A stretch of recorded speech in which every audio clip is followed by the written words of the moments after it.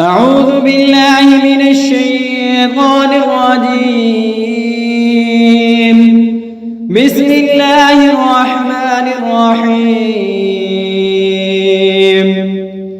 وما أبرئ نفسي إن النفس لأمارة بالسوء إلا ما رحم ربي إن ربي غفور رحيم. وقال الملك ائتوني به أستخلصه لنفسي فلما كلمه قال إنك اليوم لدينا مكين أمين. قال اجعلني على خزائن الأرض إني حفيظ عليم. وكذلك مكنا ليوسف في الأرض يتبوأ منها حيث يشاء نصيب برحمتنا من نشاء ولا نضيع أجر المحسنين ولأجر الآخرة خير للذين آمنوا وكانوا يتقون. وجاء إخوة يوسف فدخلوا عليه فعرفهم وهم له منكرون. ولما جهزهم بجهازهم قال ائتوني بأخ لكم من أبيكم ألا ترون أني أوفي الكيل وأنا خير المنزلين فإن لم تأتوني به فلا كيل لكم عندي ولا تقربون. قالوا سنراود عنه أباه وإنا لفاعلون. وقال لفتيانه اجعلوا بضاعتهم في رحالهم لعلهم يعرفونها إذا انقلبوا إلى أهلهم لعلهم يرجعون. فلما رجعوا إلى أبيهم قالوا يا أبانا منع منا الكيل فأرسل معنا أخانا نكتل وإنا له لحافظون. قال هل آمنكم عليه إلا كما أمنتكم على أخيه من قبل فالله خير حافظا وهو أرحم الراحمين.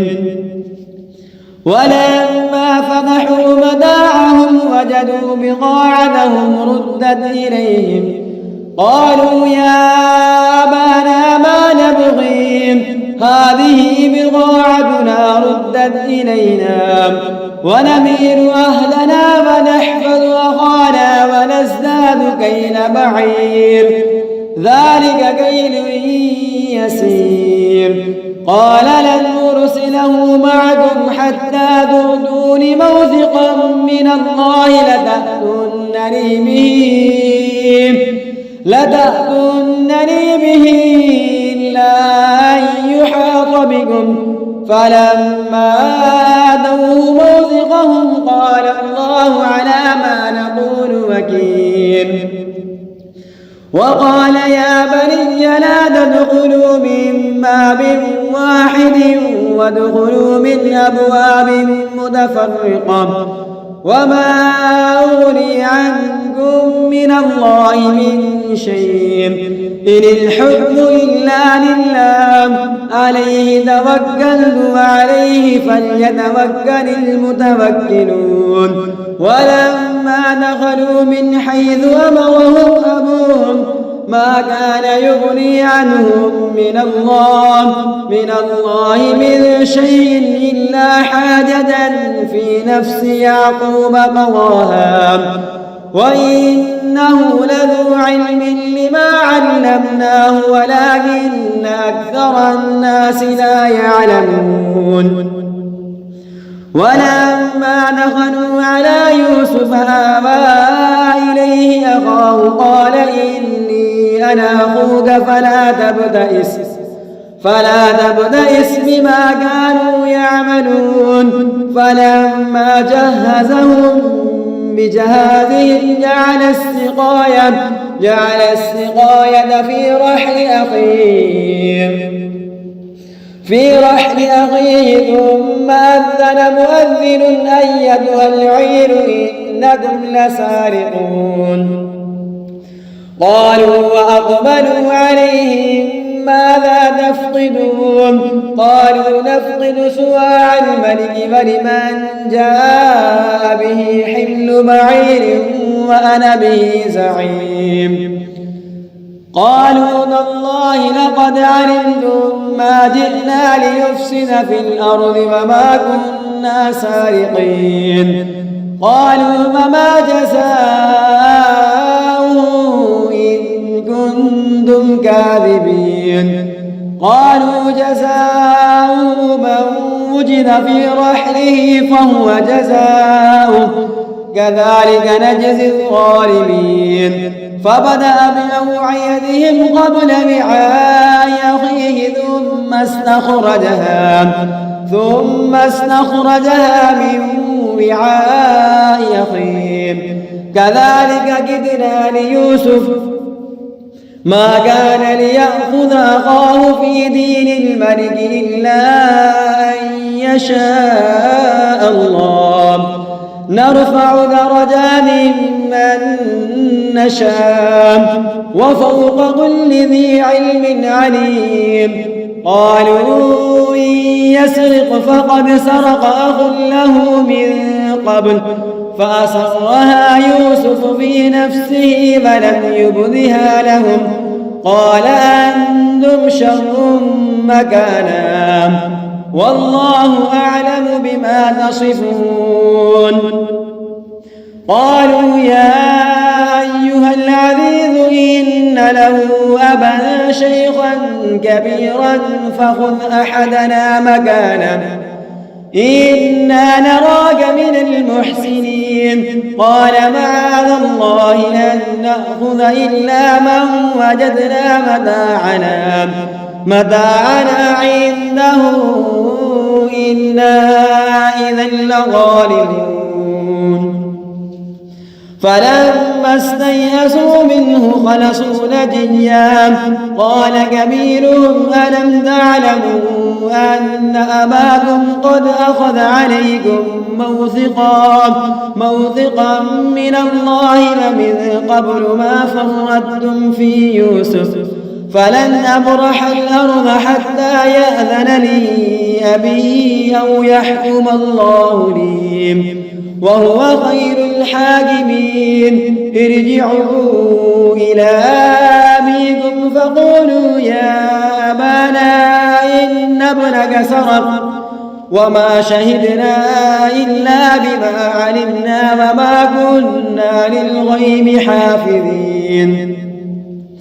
واسأل القرية التي كنا فيها والعير التي أقبلنا فيها وإنا لصادقون.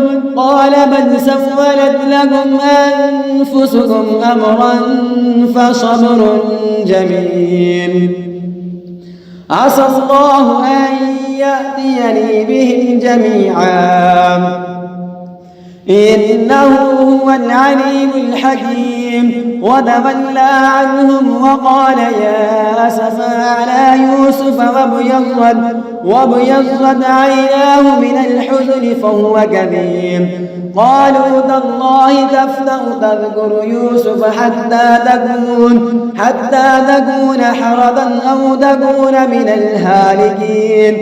قال إنما أشكو بثي وحزني إلى الله وأعلم من الله ما لا تعلمون. يا بني اذهبوا فتحسسوا من يوسف وأخيه ولا تيأسوا من روح الله إنه لا ييأس من روح الله إلا القوم الكافرون. فلما دخلوا عليه قالوا يا أيها العزيز مسنا وأهلنا الضر وجئنا ببضاعة مزجاة فأوف لنا الكيل وتصدق علينا إن الله يجزي المتصدقين. قال هل علمتم ما فعلتم بيوسف وأخيه إذ أنتم جاهلون؟ قالوا وإنك لأنت يوسف؟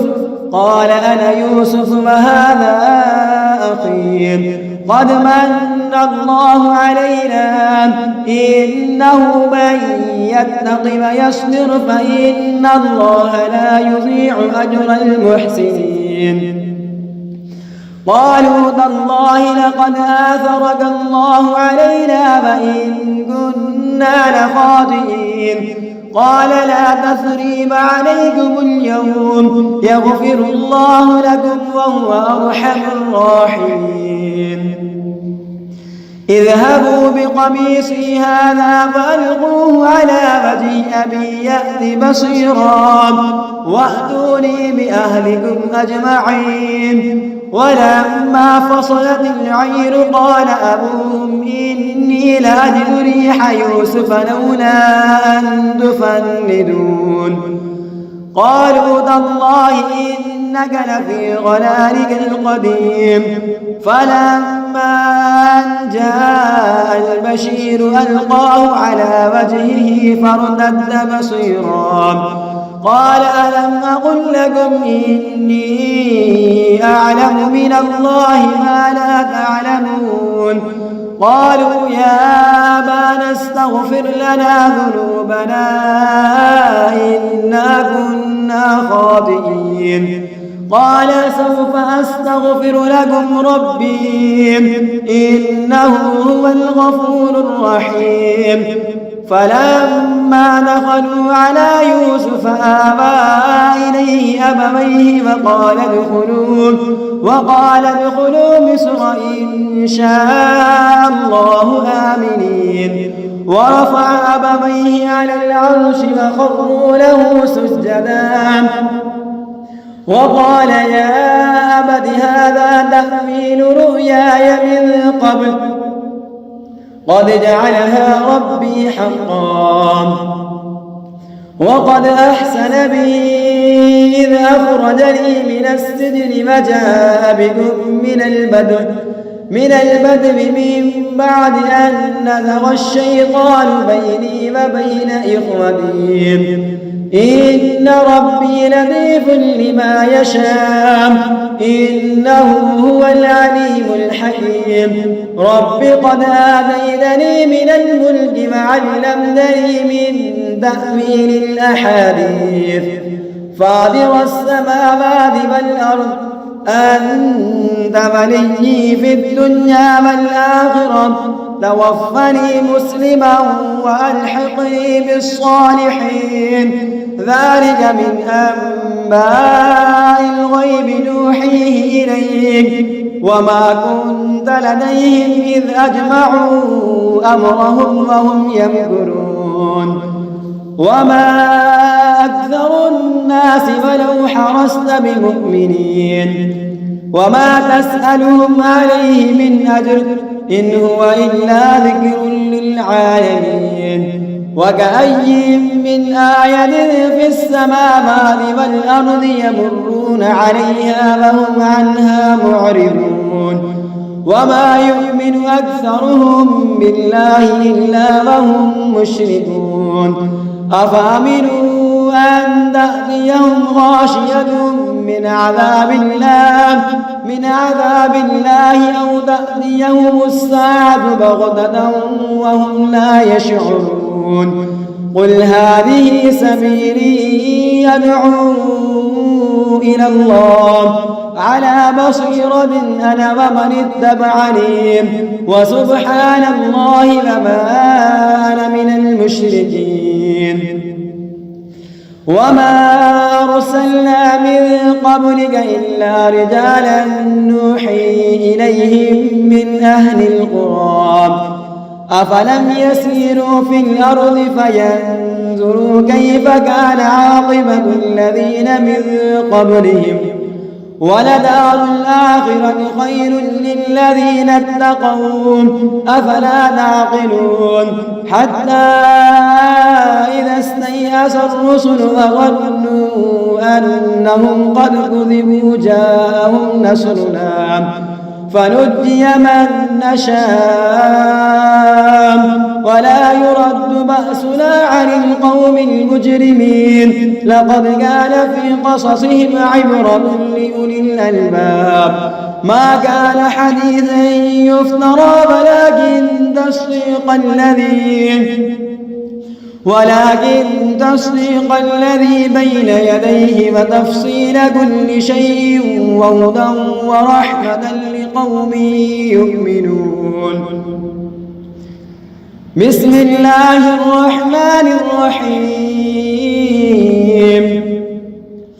ألف لام ميم را تلك آيات الكتاب والذي أنزل إليك من ربك الحق ولكن أكثر الناس لا يؤمنون الله الذي رفع السماوات بغير عمد ترونها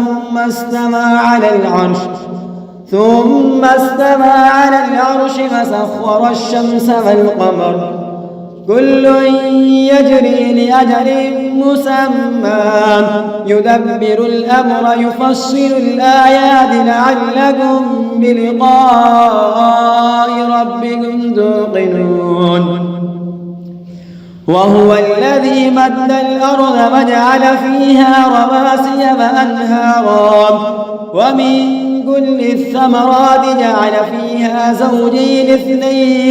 زوجين اثنين يغشي الليل النهار إن في ذلك لآيات لقوم يتفكرون وفي الأرض قطع متجاورات وجنات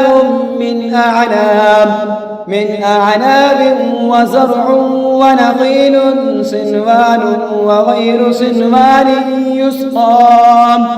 وغير صنوان يسقى بماء واحد ونفضل بعضها على بعض في الأكل إن في ذلك لآيات لقوم يعقلون وإن تعجب فعجب قولهم أإذا كنا ترابا أإنا لفي خلق جديد أولئك الذين كفروا بربهم وأولئك الأغلال في أعناقهم وأولئك أصحاب النار هم فيها خالدون ويستعجلونك بالسيئة قبل الحسنة وقد خلت من قبلهم المثلات وإن ربك لذو مغفرة للناس على ظلمهم وإن ربك لشديد العقاب ويقول الذين كفروا لولا أنزل عليه آية من ربه إنما أنت منذر ولكل قوم هاد الله يعلم ما تحمل كل أنثى وما تغيض الأرحام وما تزداد وكل شيء عنده بمقدار عالم الغيب والشهادة الكبير المتعال سواء منكم من أسر القول ومن جهر به ومن هو مستخف بالليل وسارب بالنهار له معقبات من بين يديه ومن خلفه يحفظونه من أمر الله إن الله لا يغير ما بقوم حتى يغيروا ما بأنفسهم وإذا أراد الله بقوم سوءا فلا مرد له وما لهم من دونه من وال هو الذي يريكم البرق خوفا وطمعا وينشئ السحاب الثقال ويسبح الرعد بحمده والملائكة من خيفته ويرسل الصواعق فيصيب بها من يشاء وهم يجادلون في الله وهو شديد المحال له دعوة الحق والذين يدعون من دونه لا يستجيبون لهم بشيء إلا كباسط كفيه إلى الماء ليبلغ فاه وما هو ببالغه وما دعاء الكافرين إلا في ضلال ولله يسجد من في السماوات والأرض طوعا وكرها وظلالهم بالغدو والآصال قل من رب السماوات والأرض قل الله قل أفاتخذتم من دونه أولياء لا يملكون لأنفسهم نفعا ولا ضرا قل هل يستوي الأعمى والبصير أم هل تستوي الظلمات والنور أم جعلوا لله شركاء خلقوا كخلقه فتشابه الخلق عليهم قل الله خالق كل شيء وهو الواحد القهار أنزل من السماء ماء فسالت أودية بقدرها فاحتمل السيل زبدا رابيا ومما يوقدون عليه في النار ابتغاء حلية أو متاع زبد مثله كذلك يضرب الله الحق والباطل فأما الزبد فيذهب جفاء وأما ما ينفع الناس فيمكث في الأرض كذلك يضرب الله الأمثال للذين استجابوا لربهم الحسنى والذين لم يستجيبوا له لو أن لهم ما في الأرض جميعا ومثله معه لافتدوا به أولئك لهم سوء الحساب ومأواهم جهنم وبئس المهاد أفمن يعلم أنما أنزل إليك من ربك الحق كمن هو أعمى إنما يتذكر أولو الألباب الذين يوفون بعهد الله ولا ينقضون الميثاق والذين يصلون ما أمر الله به أن يوصل ويخشون ربهم ويخافون سوء الحساب والذين صبروا ابتغاء وجه ربهم وأقاموا الصلاة وأنفقوا مما رزقناهم سرا وعلانية ويدرؤون بالحسنة السيئة أولئك لهم عقبى الدار جنات عدن يدخلونها ومن صلح من آبائهم وأزواجهم وذرياتهم والملائكة يدخلون عليهم من كل باب سلام عليكم بما صبرتم فنعم عقبى الدار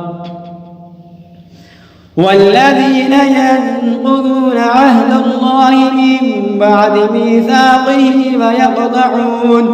ويقطعون ما أمر الله به أن يوصل ويفسدون في الأرض أولئك لهم اللعنة ولهم سوء الدار. الله يبسط الرزق لمن يشاء ويقدر وفرحوا بالحياة الدنيا وما الحياة الدنيا في الآخرة إلا متاع.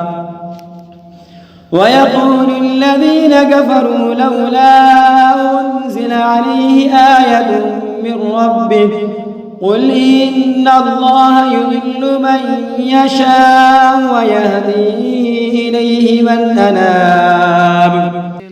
الذين آمنوا وتطمئن قلوبهم بذكر الله ألا بذكر الله تطمئن القلوب.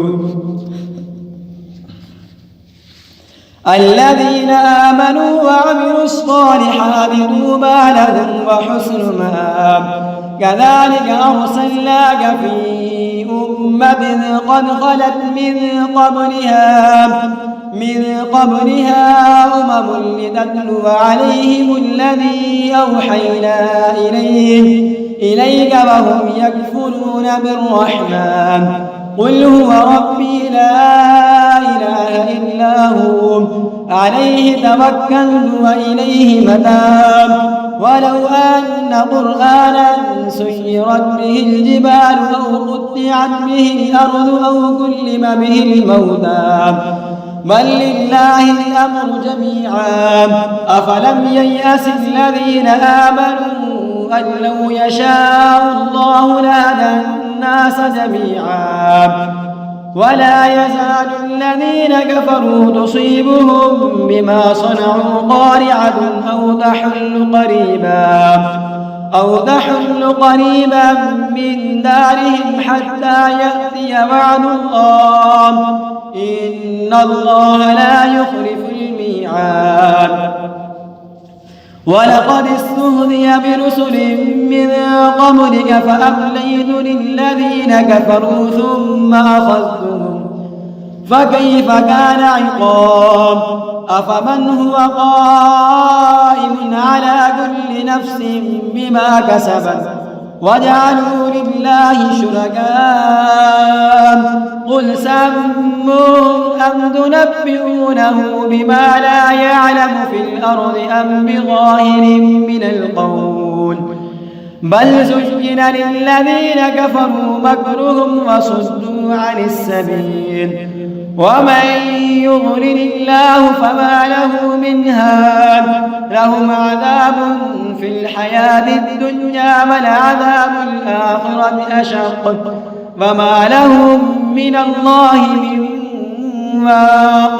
مثل الجنة التي وعد المتقون تجري من تحتها الأنهار أكلها دائم وظلها تلك عقبى الذين اتقوا وعقبى الكافرين النار. والذين آتيناهم الكتاب يفرحون بما أنزل إليك ومن الأحزاب من ينكر بعضا قل إنما أمرت أن أعبد الله ولا أشرك به إليه أدعو وإليه مآب. وكذلك أنزلناه حكما عربيا ولئن اتبعت أهواءهم بعدما جاءك من العلم ما لك من الله من ولي ولا واق.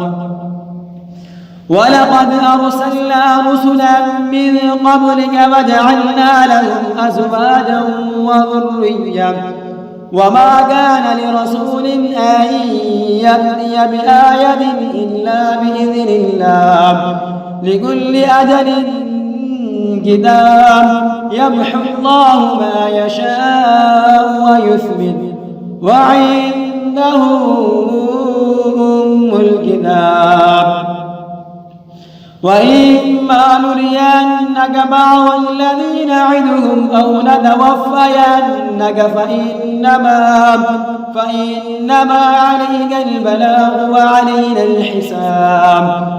أولم يروا أنا نأتي الأرض ننقصها من أطرافها والله يحكم لا معقب لحكمه وهو سريع الحساب. وقد مكر الذين من قبلهم فلله المكر جميعا يعلم ما تكسب كل نفس وسيعلم الكفار لمن عقبى الدار.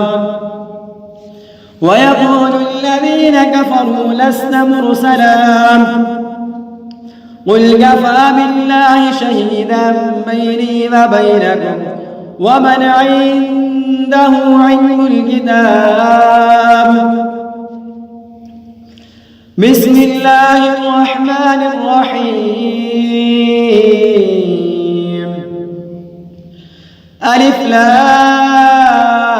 لام را كتاب أنزلناه إليك لتخرج الناس من الظلمات إلى النور بإذن ربهم إلى صراط العزيز الحكيم.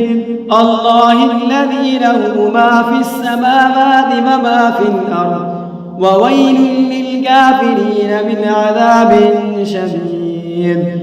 الذين يستحبون الحياة الدنيا على الآخرة ويصدون عن سبيل الله ويبغونها عوجا أولئك في ضلال بعيد. وما أرسلنا من رسول إلا بلسان قومه ليبين لهم فيضل الله من يشاء ويهدي من يشاء وهو العزيز الحكيم. ولقد أرسلنا موسى بآياتنا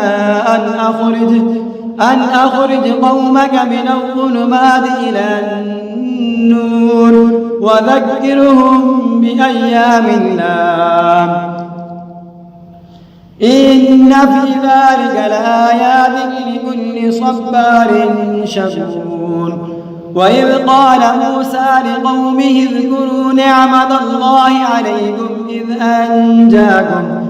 إذ أنجاكم من آل فرعون يسومونكم سوء العذاب ويذبحون أبناءكم ويستحيون نساءكم وفي ذلكم بلاء من ربكم عظيم.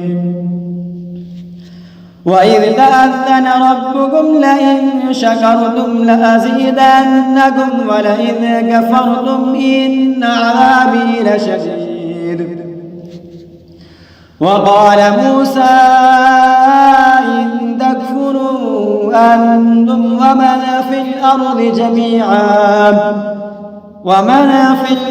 جميعا فإن الله لغني حميد. ألم يأتكم نبأ الذين من قبلكم قوم نوح وعاد وثمود والذين من بعدهم لا يعلمهم إلا الله جاءتهم رسلهم بالبينات فردوا أيديهم في أفواههم وقالوا إنا كفرنا بما أرسلتم به وإنا لفي شك مما تدعوننا إليه مريب.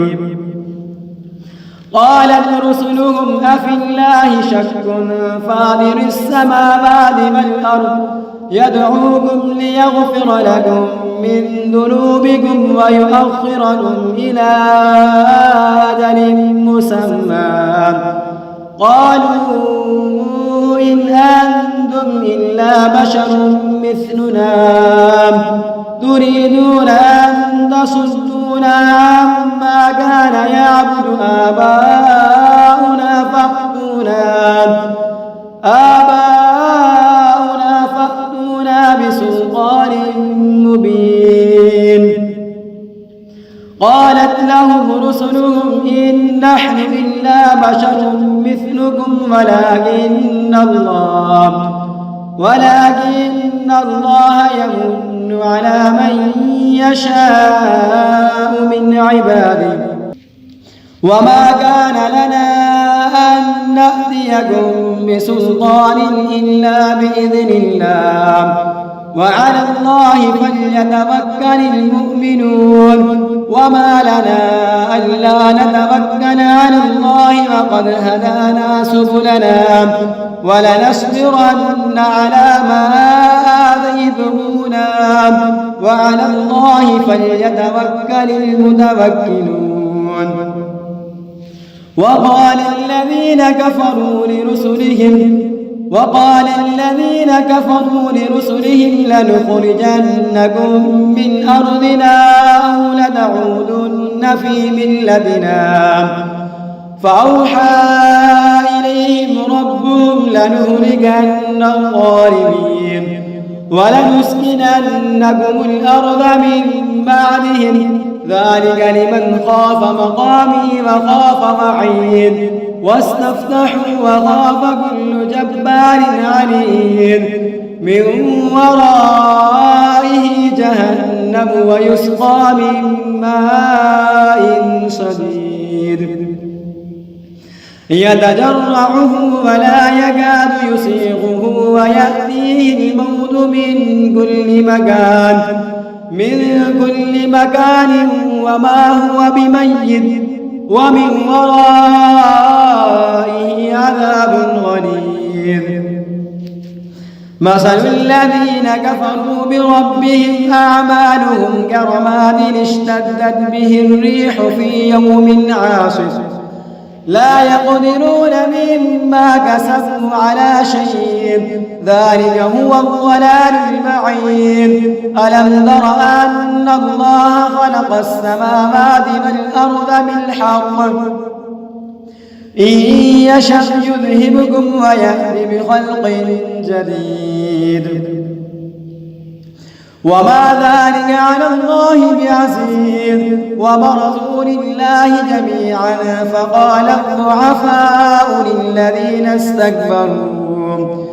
للذين استكبروا إنا كنا لكم تبعا فهل أنتم مغنون عنا من عذاب الله من شيء قالوا لو هدانا الله لهديناكم سواء علينا أجزعنا أم صبرنا ما لنا من محيص. وقال الشيطان لما قضي الأمر إن الله وعدكم وعد الحق ووعدتكم فأخلفتكم وما كان لي عليكم من سلطان إلا أن دعوتكم فاستجبتم لي فلا تلوموني ولوموا أنفسكم ما أنا بمصرخكم وما أنتم بمصرخي إني كفرت بما أشركتمون من قبل إن الظالمين لهم عذاب أليم. وأدخل الذين آمنوا وعملوا الصالحات جنات تجري من تحتها الأنهار خالدين فيها بإذن ربهم تحيتهم فيها سلام. ألم تر كيف ضرب الله مثلا كلمة طيبة كشجرة